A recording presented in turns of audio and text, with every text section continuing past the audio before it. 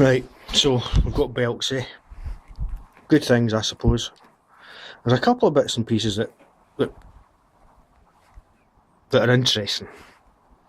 The desmodromic valve gear, not only can you have like valves going much faster because you positively close them and open them with separate cams, so you can get radical valve timing as you read in the press. But the other thing is as well is that because there's no valve springs, there are wee springs just to make sure the valves are totally shut when the engine's at low speed, because the actual compression shuts the valve itself.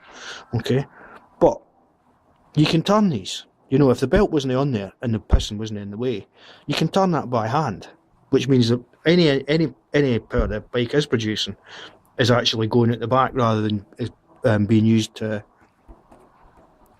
push valves up and down. But the other thing is as well is because of that, there's very little tension on these belts.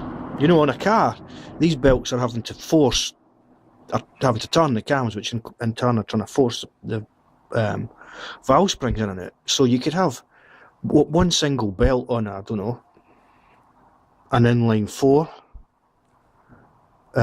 So that's considerably more strain on it than these belts would ever have on them. And I'm not saying I would ever go past the 2 years or however 12,000 miles or whatever it happens to be or whatever it is, but cars are saying they're getting like 60,000 miles, 50,000 miles at a time with belts, and they're having to do much more work. Mind, admittedly at a lower speed, but anyway, I just thought I would talk shite for a bit, eh?